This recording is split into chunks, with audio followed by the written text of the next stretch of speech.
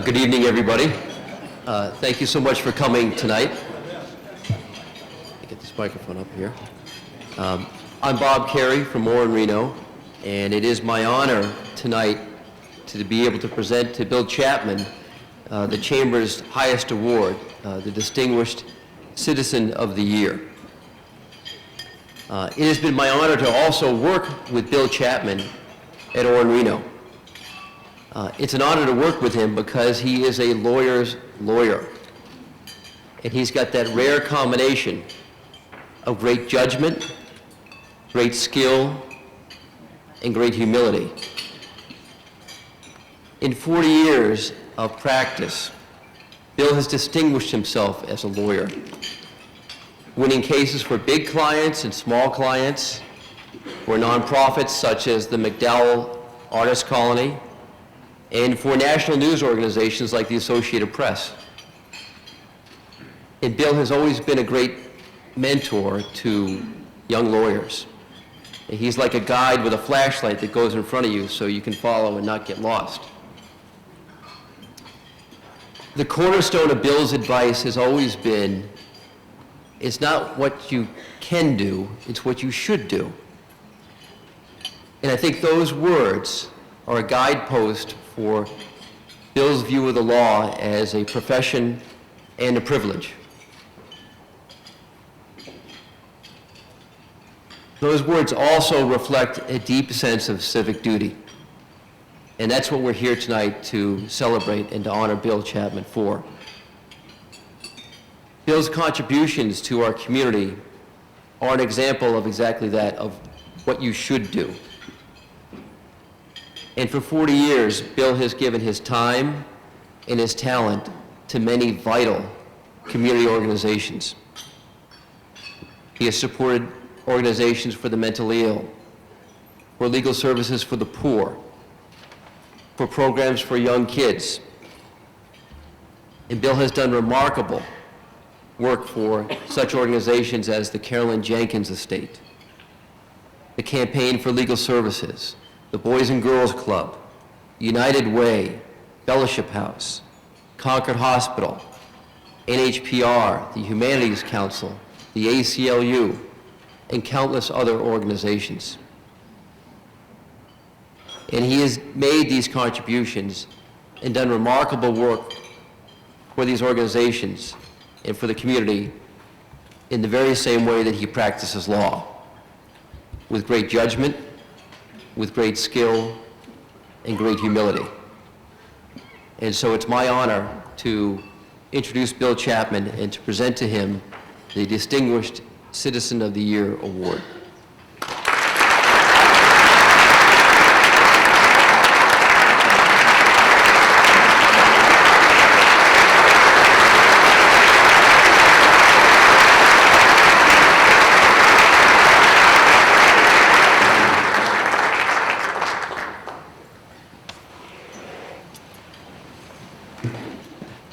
To say I'm speechless would be an understatement.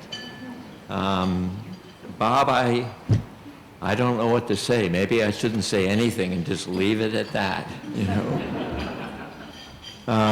But a little bit more seriously, when Bob told me about the award, he said that I should be prepared to make a few brief remarks, reminding me of what Lord MacNaughton many years ago is reported to have said in a similar occasion: thirsty folk want beer, not explanations. So I will try to obey that good advice.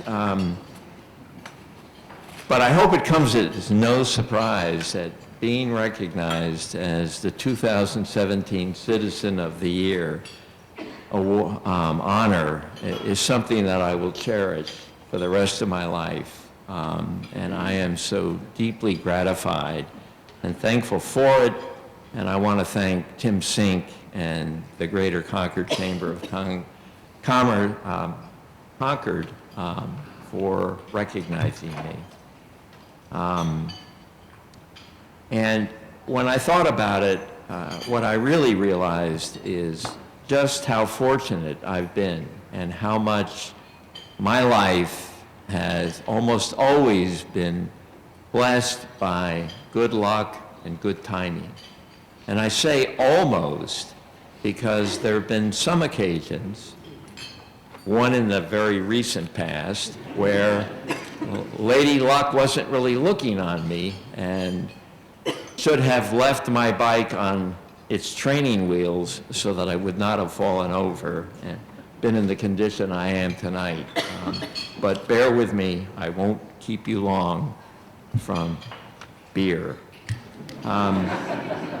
Kidding aside, however, I cannot imagine, and I hope a lot of people in this room are able to say this, I just can't imagine having greater parents than I had from the get-go, who taught me so much, not only by what they did, by the way they treated other people, and by the words of wisdom that they sprinkled on me many, many times, some of which I think took hold, because I still attribute to them three of the principles really that I think about a lot, and most of the time I think it's probably well that I keep them firmly in mind.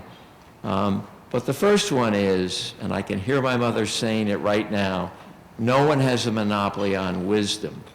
So Bill, listen to other people.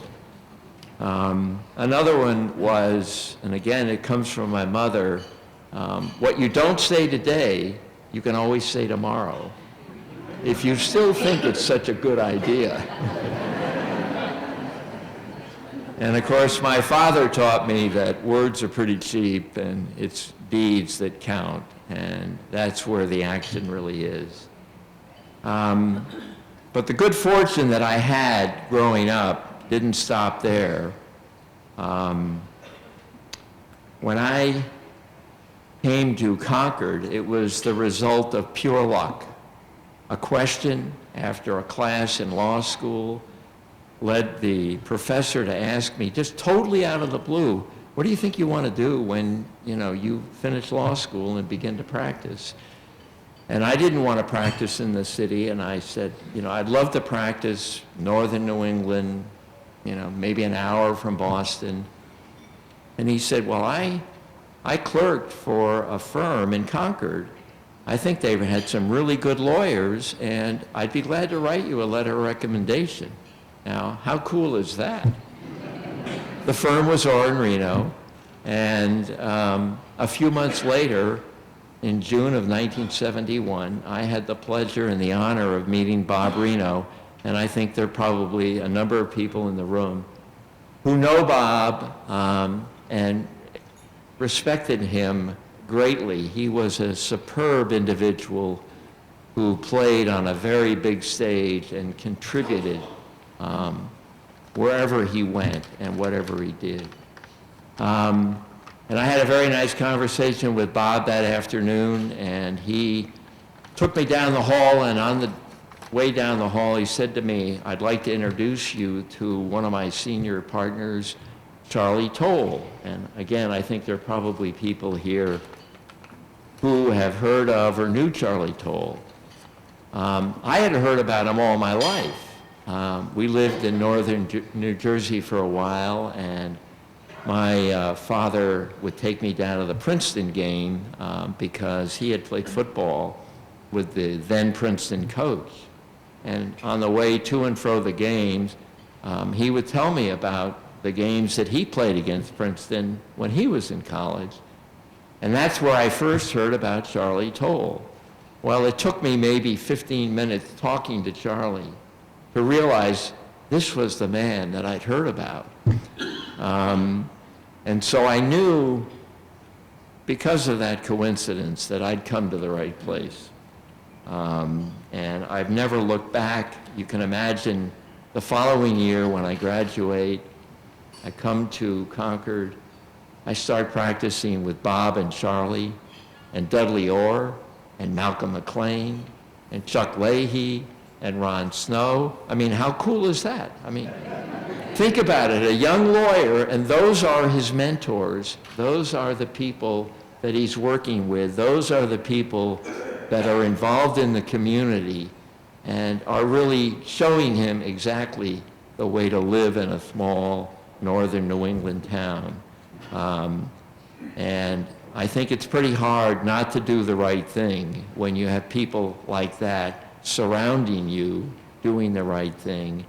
And I've been very lucky because that really has been the quality of colleagues I've had ever since. And to this day, my colleagues are doing the right things, setting the right example. So the award that I'm receiving tonight is really an award that belongs to not only me, but all of my colleagues for the terrific work they do. And I want to thank them very much because without them, I could never have had the opportunities that I have now.